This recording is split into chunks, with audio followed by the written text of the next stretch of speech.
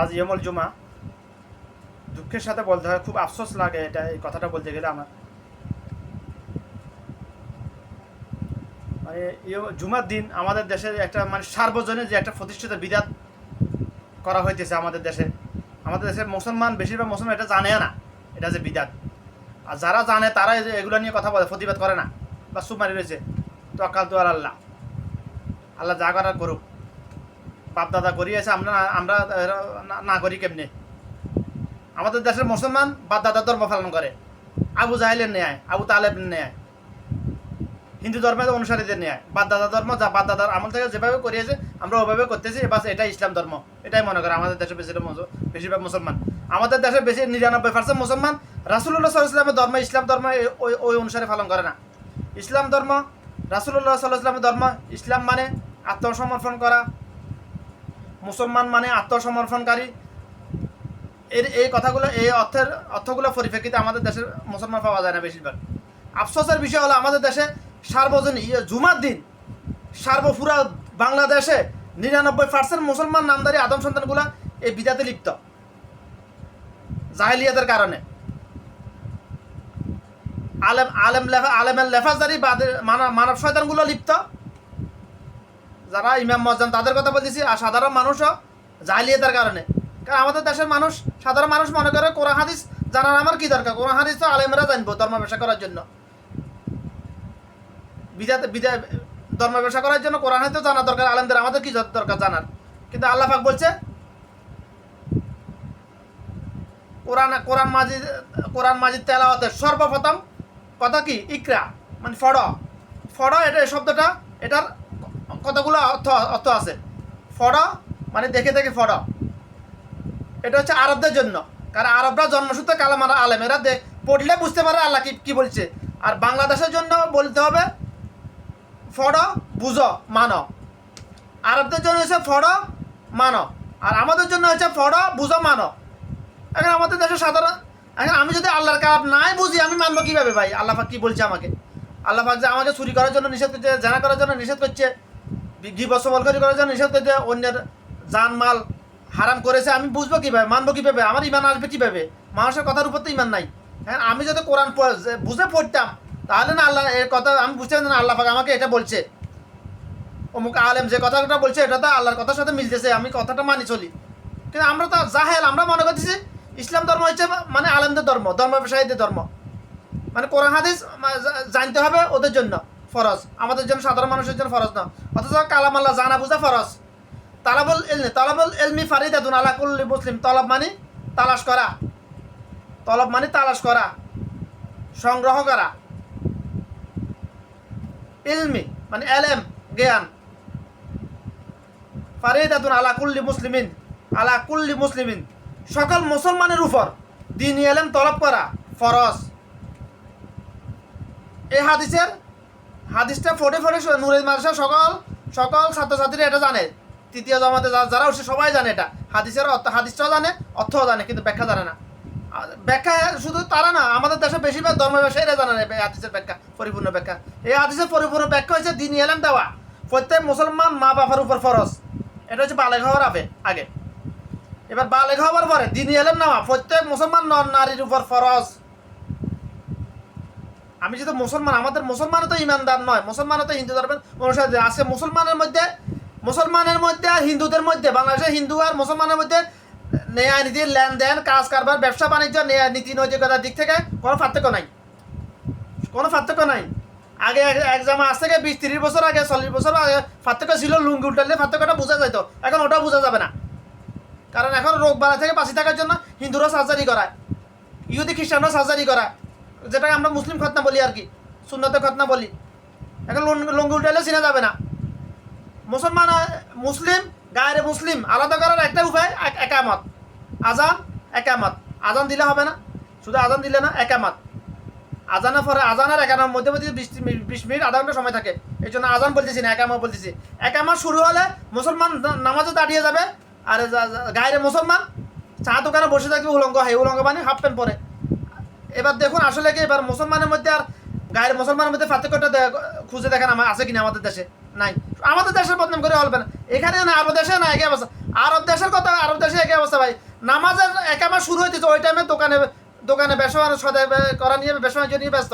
Half pant পরে আরবের লোক, আরবরাই ঘুরতেছে দোকানে কেনাকাটা করতেছে এরকম। নামাজ মসজিদের পাশেই দোকান, একেবারে শোনা যাইতেছে একেবারে শুরু হয়ে গেছে। ওই অবস্থা, একই অবস্থা, তারা দুনিয়া নিয়ে ব্যস্ত। কথা ছিল বিদাত নিয়ে। আমাদের দেশে জুমার দিন পুরা বাংলাদেশে প্রতিষ্ঠিত এই বিদাত আরব দেশে কোথাও নাই। ওয়ার্ল্ডের মধ্যে এই বিদাতটা হলো বাংলাদেশ, ইন্ডিয়া, পাকিস্তান, এই তিনটা দেশে সবচেয়ে বেশি। এই তিনটা দেশের মধ্যে সবচেয়ে বেশি হচ্ছে বাংলাদেশে। যে বিদাতটা হলো জুমার দিন আমাদের দেশের জাহেল বাতিনি শয়তান, মানসিক শয়তানগুলা, আলেমের লেফাজদারি বাতিনি শয়তানগুলা লাল বাতি জ্বালা রাখি নিচে লিখে রাখছে, লাল বাতি জ্বালানো অবস্থায় নামাজ পড়িয়ে না তোমরা। আগে আমার মতো মূর্খ জাহেলের কথাগুলো শুনো, কিচ্ছা কাহিনী শুনো, তারপর নামাজ পড়ার সময় দিব আমি। এটা টাটকা বিদাত, আল্লাহর কসম, এটা টাটকা বিদাত। আল্লাহ রাসূল সাল্লাল্লাহু আলাইহি ওয়াসাল্লাম এটা কখনোই বলেন নাই, করেন নাই। এবং কি ওই জাহেল, ওই আলেমের লেফাজদারি জাহেল, আলেম শব্দের অর্থ মাঝখানে এটা না, আলেম মানে যে কালাম আল্লাহ জানে বুঝে সে আলেম। কালাম আল্লাহ মানে আল্লাহর কথা মানে কোরআন হাদিসের কথা, জানে বুঝে, আরবি পড়লে বাংলা অনুবাদ করতে পারে, সে হলো আলেম। দেখে না, বাংলা অনুবাদ করা না। কিন্তু আমাদের দেশের ধর্ম ব্যবসায়ীরা 5-7 বছর মাদ্রাসায় পড়ে বাস পাগড়ি একটা লাগাইয়া লম্বা জুব্বা একটা গায়ে দিয়ে বাস ফোস চলবে, হাতে আলেম হয়ে গেছে, হাতে ধর্ম ব্যবসায়ী হয়ে গেছে। আলেম হয় না, হাতে ধর্ম ব্যবসায়ী হয়ে গেছে। বাস সাইনবোর্ড লাগিয়ে গেছে, লাগিয়ে গেছে, লিখে গেছে হাতে ফিরে ধর্ম ব্যবসায়ী চলতেছে, হাতে ধর্ম ব্যবসায়ী জমজমাট। মসজিদে ইমামতি মজামি করতেছে, আসলে হাতে মসজিদে জারুদার মেতর হাতে আসলে ইমাম না। ইমাম মানে নেতা মানে ইমাম। এই অর্থ ইমাম কোথায় পাইবা তুমি? নাই।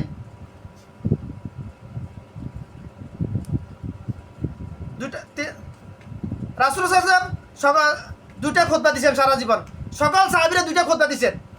2টা খুতবা মানে খুতবার একাংশ পড়ে কিছু 10 সেকেন্ড 20 সেকেন্ড বসে আবার দাঁড়িয়ে আবার খুতবা দেওয়া, এটা হচ্ছে 2টা খুতবা।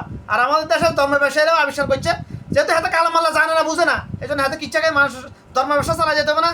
হাতের হাত চালানোর জন্য, হাতে তো চাকরি করতেছে হাত চালানোর জন্য। হাতের ইমান তো হচ্ছে মসজিদের চাকরির উপর, আল্লাহর উপর হাতের ইমান নাই। চাকরি না করলে হাতে ভাত খাইতো না, হাতের ইমান হচ্ছে চাকরির উপর। এই জন্য হাতে ধর্ম ব্যবসা করে যাইতেছে, বিদাত করে যাইতেছে হাতে। কারণ হাতে মূলত অরিজিনাল হাতে জাহেল, এই জন্য হাতে আরবিতে খুতবা পড়ে। হাতে জাহেল, এই জন্য হাতে আরবিতে খুতবা পড়তেছে। কারণ আরবিতে কেউ বুঝে না, জানে না বাংলা। বা খুতবার বাংলা তাফসির করলে তো সাদা হারামিদের বিপক্ষে যাইব, সরকারের বিপক্ষে যাইব, বিপক্ষে গেলে হাতের মারবো, প্রতিবাদ করবে। এই জন্য হাতে আরবি চালে যাইতেছে। বাস তোদের মরা তোদের মর, তোদের কবরে তোরা যা, আমার কবরে আমি যাবো, যার নামে যাই যেখানে যাই যা। হাতের চিন্তা ভাবনা যে এটাই। পাবলিকের মধ্যেও দোষ আছে, এখানে শ্রোতার মধ্যেও দোষ আছে, কিন্তু শুধু ধর্ম ব্যবসায়ীদের তো দোষ এটাই না। পাবলিক খারাপ, এই জন্য তো ধর্ম ব্যবসায়ীরা ধর্ম ব্যবসা জমজমাটভাবে চালিয়ে যাওয়ার সুযোগ পাইতেছে। পাবলিক খারাপ এই জন্য তো ভাই। এখন হাতে যদি যা বিদাতের বিরুদ্ধে কেউ কথা বললেই, যে কথা বলে তাকে মনে করে বিদাতি, তাকে বলে ওয়াহাবি, ফতুয়া দিয়ে দিছে। বাস ওয়াহাবি, এত ওয়াহাবি শব্দটা কোথায় এসেছে? আব্দুর ওয়াহাব প্রায় 500-1000 বছর আগের ইতিহাস এটা। বিদাত সর্বপ্রথম বিদাতের যে বিরোধ করেছিল, তার নামের উপর এই টাইটেলটা এসে গেছে ওয়াহাবি। ওয়াহাবি মানে বিদাতের প্রতিবাদকারী, এটার একটা বাংলা মৌলিক অর্থ হয়েছে এটা। আর আমাদের দেশে বিদাতের প্রতিবাদ করলে হাতের কাউ ওয়াহাবি, সত্য এটা অবশ্যই। বিদাতের প্রতিবাদ করলে হাতের কাউ বিদাতি। অর্থাৎ কেন বিদাতি? আমরা বাপ দাদার আমল থেকে করেছে, এরা কি ভুল করছে নাকি? ওই যে আমি প্রথম বলছি, আমাদের দেশের মুসলমান ইসলাম ধর্ম পালন করতেছে বাপ দাদার ধর্ম, হিন্দু ধর্ম অনুসারীদের ন্যায়, আবু তালেবের ন্যায়, আবু জাহেলের ন্যায়, যে বাপ দাদার ধর্ম। কেন? রাসূল সাল্লাল্লাহু আলাইহি ওয়াসাল্লামকে মক্কার কাফেররা উপাধি দিয়েছিল আল আমিন।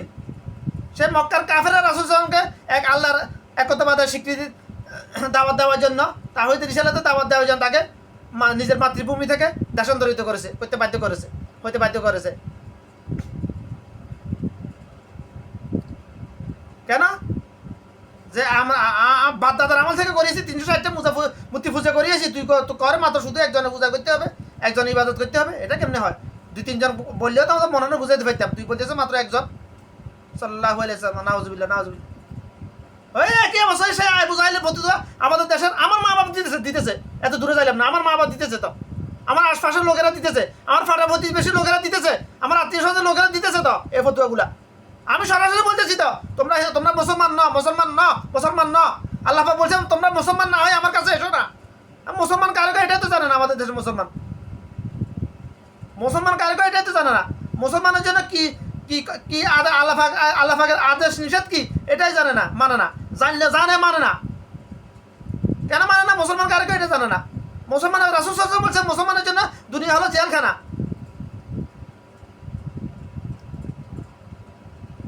আর দুনিয়া সিজিল আসার মুসলিম। দুনিয়া হলো মুসলমানের জন্য জেলখানা। প্রমাণ, জেলখানাতে ঢুকলে নিজের মন গড়ার মতো কি কিছু করা যায় নাকি? জেলখানা দায়িত্বে যারা আছে তাদের রুটিন মাফি চলা লাগে। দুনিয়াতে মুসলমানের জন্য একই অবস্থা। দুনিয়াতে আল্লাহ পাক যে রুটিন দিয়েছে, রাসূল সাল্লাল্লাহু আলাইহি ওয়াসাল্লাম যে রুটিন দিয়েছে ওই রুটিন মাফি চলতে হবে। তাহলে দুনিয়াতে আমরা কেন বুঝতেছি না দুনিয়াতে মুসলমানের জন্য জেলখানা? আমাদের ইমান নাই, এই জন্য আমাদের রিসালাতের উপর ইমান নাই। ইমান আছে শুধুমাত্র তাওহীদের উপর, আল্লাহ এক, আল্লাহ দ্বিতীয়, আল্লাহ ছাড়া কেউ নাই, শুধু এটার উপর ইমান আছে। আল্লাহ পাক যে আরো অন্যান্য কত কথা বলেছে, নামাজ পড়তে হবে, নামাজ না পড়লে ইমান চলে যাবে, ইমান থাকে না। কাফের আর মুসলমান আর কাফের মধ্যে পার্থক্য শুধু একটা, পার্থক্য একটা, শুধু নামাজ, আর কোনো পার্থক্য নাই। আজকে মুসলমান নামদারি আদম সন্তানগুলো নামাজ ছাড়িয়ে দিলে ইমান চলে যায়, এটাই বিশ্বাস করে না। এটা বিশ্বাস করে না, অস্বীকার করে ডাইরেক্ট। যাতে এটা অস্বীকার করে হাতে ইমান আনার প্রশ্ন আসে না, সুযোগে নাই আর। তাহলে হাতে চিরদান নামে হয়ে যাওয়ার সম্ভাবনা খুব বেশি। আল্লাহি আলেম, আল্লাহ ভালো জানে তার হাসন হাসন কী হবে, তার খবর কী হবে আমার দেখার বিষয় না। আমার দিনে দাওয়াত দেওয়ার দায়িত্ব, দাওয়াত দিতেছি আমি, বাস। কে মানবে না আমাদের, এটা আমাদের। নূহ আলাইহিস সালাম প্রায় 950 বছর দাওয়াত দিয়েছিলেন, মাত্র ইমান আনছে কজন? 70 জন না 80 জনে, 70 থেকে 80 জনে, যাদেরকে আল্লাহ পাক ওই কিস্তির মধ্যে, ওই সাফিনার মধ্যে উঠার জন্য অনুমতি দিয়েছিলেন। নূহ ইসলামকে নিজে দিয়েছিলেন, তাদেরকে উঠাবে শুধু, আর কাউকে উঠাবে না। নিজের দুই ছেলেকে উঠানোর জন্য নিষেধ করেছেন, নিজের স্ত্রীকে উঠানোর জন্য নিষেধ করেছিলেন, কারণ তারা নাস্তিক ছিল এই জন্য। কিন্তু আমরা মুসলমান সেই একই অবস্থা। আমরা হুন্যা মুসলমান বেশিরভাগ। আমি নিজেও হুন্যা মুসলমান ছিলাম এক সময়। এই জন্য যতদিন আমি, কিন্তু আফসোসের বিষয় হলো আমাদের দেশে যতদিন তুমি হুন্যা মুসলমান থাকবে ততদিন তোমার কোনো শত্রু নাই, ততদিন তোমার কোনো মানব শত্রু নাই, জিন শত্রু নাই, জিন শয়তানও নাই, শত্রু তোমার হবে না। যখনই তুমি কালা মাল্লা বুঝে মানা শুরু করবে, তখন তোমার শত্রু শুরু হয়ে যাবে। মানব শয়তানও তোমার শত্রু শুরু হয়ে যাবে, শত্রুতা তোমার সাথে শত্রুতা শুরু করে। জিন শয়তানও তোমার সাথে শত্রুতা শুরু করে। জিন শয়তান সরাসরি করবে না, জিন শয়তান মানব শয়তানকে দিয়ে তোমার সাথে শত্রুতা শুরু করে দিবে। মানলেও সত্য, না মানলেও সত্য। রাসূল সাল্লাল্লাহু আলাইহি ওয়াসাল্লাম বলেছেন কিয়ামতের আগে এমন সময় আসবে, আমার কোনো উম্মত যদি আমার সুন্নাহর উপর, আমার দ্বীনের উপর যদি অটল থাকার চেষ্টা করে, তাকে সবাই পাগল বলবে। অন্য হাদিস রাসূল বলেছেন কিয়ামতের আগে পূর্ব মুহূর্তে এমন এক সময় আসবো, আমার উম্মত আমার সুন্নাহর উপর অটল থাকার জন্য তাকে জঙ্গলে চলে যেতে হবে, পাহাড়ে ছুটে চলে যেতে হবে। সমাজবাসী তাকে বিতাড়িত করবে সমাজ থেকে, যে আমার সুন্নাহর উপর, কোরআন হাদিসের উপর মিয়া অটল থাকবে, আমল করবে। সঙ্গে নিয়ে যাবে শুধুমাত্র কয়েকটা বকরি, যার কাছে সম্বল হিসাবে নিয়ে যাবে শুধু বকরি, আর কোনো সম্বল থাকবে। এটা কিয়ামতের আলামত। ওই আলামত শুরু হয়ে গেছে। 100 আল্লাহর কসম করে বলতেছি, ওই আলামত শুরু হয়ে গেছে। এটা কিয়ামতের সবচেয়ে বড় আলামত। কেন শুরু হয়ে গেছে? আমি নিজে এটার প্রমাণ। শুরু হয়ে গেছে বলে আপনারা কেন বুঝতেছেন না?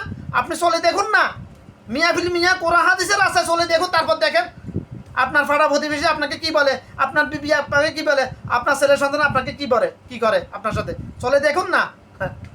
বুঝবেন কিভাবে? ইমান তো নাই। বর্তমানে একটা মুমিন আজকের হিসাবে 99% মুনাফিক। মিয়াফিল তেসাতে চাই মুনাফিক আল্লাহর কসম।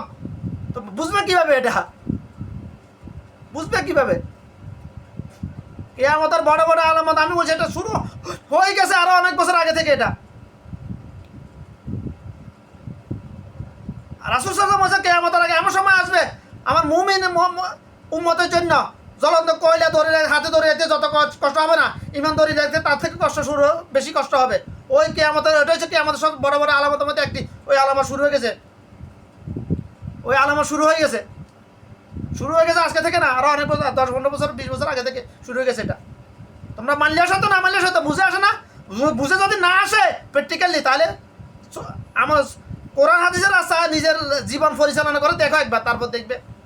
বেশি সময় লাগবে না, মাত্র 2 থেকে 3 মাস সময় দিলাম, মাত্র 3 মাস কোরআন হাদিসের রাস্তায় যেটা জানবে ওটাই মানবে, যেটাই জানবে ওটাই মানতে হবে তোমাকে। সুন্নাত ফরজ ওয়াজিব শুধু সুন্নাতও মানতে হবে, ফরজ ওয়াজিব তো তোমাকে মানতে হবে। আজকে মুসলমান তো ফরজ ওয়াজিবে মানে না, সুন্নাত কিভাবে মানবে?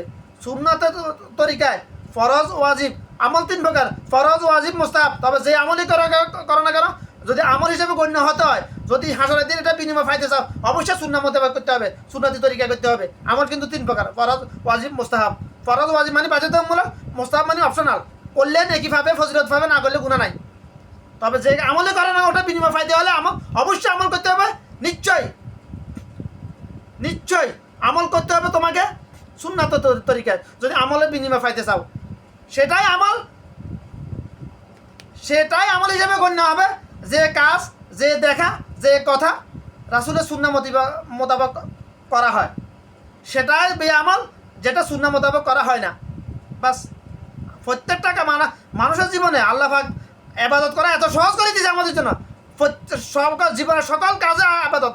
আরে আমি টয়লেটে যাবো ওটা বলে ইবাদত, আমি বিবির সাথে ঘুমাবো ওটা বলে ইবাদত, বিবির সাথে মেলামেশা করবো ওটা ইবাদত। নিজের বিবির সাথে, অন্য বিবির সাথে না আবার ফেরকাবাজি করবে না কেউ। নিজের মায়ের কপালে চুমু দিব ওটা ইবাদত, নিজের মায়ের দিকে তাকিয়ে থাকবো ওটা ইবাদত। আরে ইবাদত প্রত্যেকটা ক্ষেত্রে ইবাদত, তবে সুন্নাহ মোতাবেক করতে হবে। পানি খাইলাম আমি বিসমিল্লাহ দেখে দেখলাম, একটু বিসমিল্লাহ বললাম, ডাইনাতে পান করলাম বিসমিল্লাহ, এটা ইবাদত। আর ইবাদত সবে ইবাদত, তবে অবশ্যই সুন্নাহ মোতাবেক করতে হবে। কেন আমরা মুসলমান সুন্নাহকে অবহেলা করি কেন? আর এটা তো সুন্নাহ, আমল করলে সওয়াব হবে, নাহলে তো গুনাহ নাই। বাস খালি বলি ফরজ ওয়াজিব মানতেছে না মুসলমান, হারামকে হারাম মনে করতেছে না, শুধু শুকরের গোশত কুকুর গোশতকে হারাম মনে করতেছে। কেন হারাম মনে করতেছে? আসলে হারাম এই জন্য না, হারাম মনে করতেছে না। আসলে মুসলমান শুকরের গোশত শুকরের গোশতকে হারাম মনে করে না, আসলে ওটা রুচি নেই জন্য খায় না, হারাম মনে করে খায় না, এরকম না। কসম আল্লাহর, বর্তমান যুগের মুসলমান শুকর গোশত হারাম এই জন্য, আল্লাহ হারাম করছে এই জন্য খায় না, রুচি নেই এই জন্য খাইতেছে না। ভাই শুকর গোশত হারাম করার একটা কারণ, শুকরের মধ্যে নিকৃষ্ট কিছু স্বভাব আছে। পৃথিবীর সবচেয়ে নিকৃষ্ট প্রাণী হলো শুকর, যে নিজের পায়খানা নিজে খায়, অন্য শুকরের পায়খানা নিয়ে খায়, জিভে দিয়ে চাটি। দুনিয়াতে এমন কোনো কাঁচরা খাবার নাই, মানুষের মলমূত্র হোক, গরুর মলমূত্র, যেটা শুকর খায় না, সব খায়। মাটির তলে, পানির তলে, যে সব খায় ফেলে। আমি সব দেখতেছি আমাদের হাই রোডে কাজ করার জন্য চাইনাইয়ারা খাওয়ার জন্য চাকমাইয়ারা শুকর ফাল নিয়ে যাইতেছে, দেখছি তো। রাস্তাটাকে কোনো একটা কচু গাছ রাখে নাই, উপরে না মাটির নিচের থেকে কুল খাইলেছে সব কচু গাছ, ডোগা ডাগা সব, কাঁচরা গুচা সব। শুকর খায় না পৃথিবীতে এমন কোনো কিছু নাই, কাঁচরা ময়লা আবর্জনা। সেম শুকরের নেশার আজকে মানুষের মুসলমানের মধ্যে ঢুকে গেছে। মুসলমান শুকরের চাইতে নিকৃষ্ট খাবার খাইতেছে। বিড়ি সিগারেট যে খায় তার মুখে এত দুর্গন্ধ হয়, পায়খানার চাইতে তো নিকৃষ্ট দুর্গন্ধ হয়। হাতের শুধু মুখে না, হাতের উড়ে শরীরে দুর্গন্ধ হয়ে যায়। কিন্তু আফসোস হাতের বউটা কিরকম, আমি এটাই বুঝে আসে না। সিগারেট খাই বউটা কিরকম, আমি এটা বুঝি না। হিতি কিরকম, মানুষ কিরকম জাল হিতি কেন লাত্তি মারে জামাইরে বার করে না, এটা বুঝে আসে না আমার। সিগারেট খাওয়া আছে, মুসলমান সিগারেট খাওয়া হারামে মনে করতেছে না। হারাম হালাল নিয়ে হারাম হালালের সংজ্ঞা বলতেছি আমি, যেটা আল্লাহ পাক আমাকে বুঝাইছে। যে খাবার, যে দেখা, যে কথা মানুষের জন্য ক্ষতিকর, আল্লাহ পাক মানুষের কল্যাণের জন্য ওইগুলো হারাম করেছেন। এবার সিগারেটের ক্ষতিকর দিক কয়টা, উপকারী দিক কয়টা দেখাই দাও তোমরা, ফতুয়া তোমরা যাও। শুকর গোশত কেন হারাম কাজ আমি এটা জানি। প্রত্যেকটা হারামের পিছনে কারণ কি, এটা আমি আল্লাহ পাক আমাকে জানাইছে, বুঝাইছে। প্রত্যেকটা সুন্নাহের পিছনে কারণ কি, কেন সুন্নাহ, এটা ব্যাখ্যা আমার আল্লাহ পাক আমাকে বুঝাইছে, দিতে পারবো আমি ইনশাল্লাহ। যে কোনো সুন্নাহ সুন্নাহর ব্যাখ্যা দেওয়ার এলাম আল্লাহ পাক আমাকে দিয়েছে, যেভাবে হক দিয়েছে আমাকে। এলএম দিয়েছে আজকে একদিন 6-2 মানে সবার 1 বছর 5-6 বছর, আজকে 30 বছর 32 বছর ধরে আল্লাহ পাক অল্প অল্প করে এলএম দিতে আমাকে এ পর্যন্ত নিয়ে আসছে। আমি ফোকাস করি না এত বছর, পরিপূর্ণ হওয়ার জন্য ফোকাস করি নাই। এই জন্য যাই হোক, নিজেকে পাবলিসিটি করার জন্য কথা বলতেছি না, কথাগুলো গায়ে লাগে আমার কিছু করা যায় না। আমি তো কারোর নাম নিয়ে কথা বলতেছি না। আমি তো কথাগুলো আমার বাংলায় বলতেছি, কিন্তু কথাগুলো তো আমার না, কথাগুলো আল্লাহ রাসুলের, আল্লাহর। যেটা আল্লাহ রাসুলের ওটাও আল্লাহর, যেটা আল্লাহর ওটাও আল্লাহর। কোরআন বলুন হাদিস বলুন দুইটা আল্লাহ পাকের, দুইটা আল্লাহ পাকের কথা। কারণ আল্লাহ পাক কোরআনে স্পষ্ট বলছে আমার হাবিব আমার রাসুল, আমাদের জন্য তো সাল্লাল্লাহু আলাইহি ওয়াসাল্লাম বলতে হবে, আল্লাহর জন্য তো সাল্লাল্লাহু আলাইহি ওয়াসাল্লাম বলার প্রয়োজন নেই। সাল্লাল্লাহু আলাইহি ওয়াসাল্লাম না বললে তো আমি গুনাহগার হয়ে যাবো, ওয়াজিব এটা বলা। আমার হাবিব নিজের মন মসজিদ নিজের চিন্তা ভাবনা কোনো কথা বলে না, যদি বলতো আমি তার কণ্ঠ রোধ করে দিতাম। এই কথা এটা কেন আল্লাহ পাক কোরআন উল্লেখ করেছে? কারণ রাসূল সাল্লাল্লাহু আলাইহি ওয়াসাল্লামের জীবনে প্রতিটা কথাই যে আমাদের জন্য ফালনীয়, এই কথার গুরুত্ব বোঝার জন্য আল্লাহ পাক কোরআনে এটা উল্লেখ করেছেন, অন্য কারণ নয়। এটা আল্লাহ রাসূল আমার রাসূল, আমার আল্লাহ আমার রাসূল, তার মানে এই যে আমি আল্লাহ না, নাউজুবিল্লাহ। কথার প্রসঙ্গে এটা আমার আল্লাহ বলতে বলতে আমার রাসূলের কথা চলে আসে কথার প্রসঙ্গে আমার।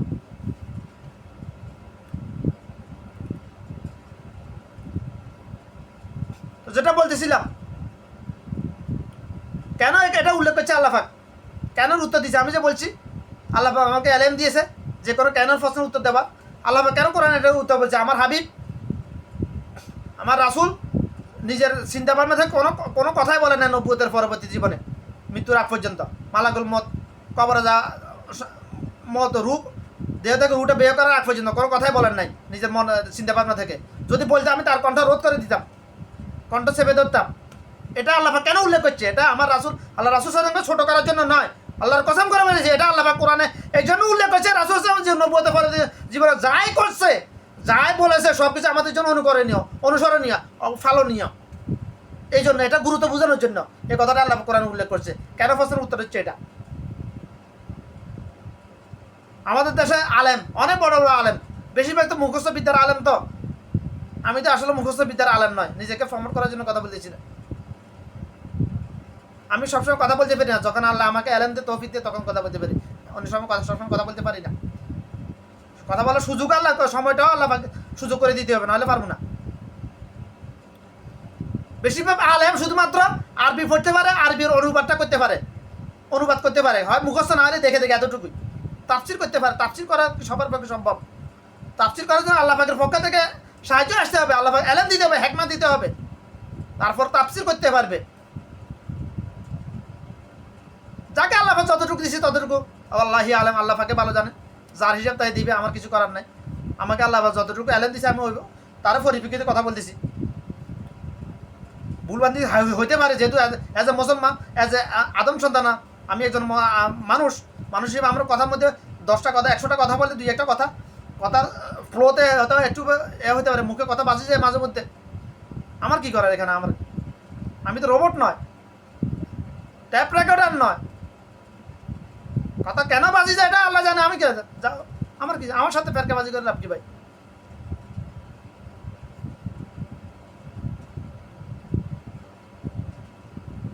তো যাই হোক, আল্লাহ সবাইকে কথাগুলো বোঝার তৌফিক দান করুন ইনশাআল্লাহ। আমা তৌফিক ইল্লা বিল্লাহ, আউযু বিল্লাহি মিনাশ শাইতানির রাজিম। রব্বি জিদনি ইলমা, রব্বি জিদনি ইলমা। আল্লাহর কাছে চাই নিতে হবে। আল্লাহ পাক শিখাইছে এটা, রব্বি জিদনি ইলমা, রব্বি জিদনি ইলমা। কোনো কিছু ভুলে গেলে একটা কথা মনে আসছে, একটু পরে আবার ভুলে গেছেন, রব্বি জিদনি ইলমা ফটো 2-3 বার চলে আসবে। এটা রিভাইস, কম্পিউটার যেরকম রিস্টোর করা হয় না, মোবাইলে কোনো কিছু ডিলিট করে আবার রিস্টোর করা যায়, ব্রেনও ওইভাবে কাজ করে। আরে ব্রেনের উপর রিসার্চ করে তো মোবাইল বানাইছে, কম্পিউটার বানাইছে ভাই। কম্পিউটার মাউস মানুষের কলম, কম্পিউটারের সিপিইউ মানুষের ব্রেন, সেম থিওরিতে কাজ করে ভাই। মানুষের উপর রিসার্চ করে পৃথিবীর যত টেকনোলজি আছে সব আবিষ্কার করা হয়েছে, হইতেছে ভাই। কয়টা ফর্মাল লাগবে আপনাদের? মানুষের সাথে কি, কিসের সাথে কি মিল? গাড়ির ইঞ্জিনে আবিষ্কার করা হয়েছে মানুষের সাথে উপর রিসার্চ করে, সব কিছু। পৃথিবীতে যত টেকনোলজি আছে, অত্যাধুনিক যত টেকনোলজি সব মানুষের উপর রিসার্চ করে আবিষ্কার করা হইতেছে। মানুষের ব্রেনের উপর রিসার্চ করে, মানুষের কলমের উপর রিসার্চ করে আবিষ্কার করা হইতেছে সব কিছু। কয়টা লাগবে প্রমাণ?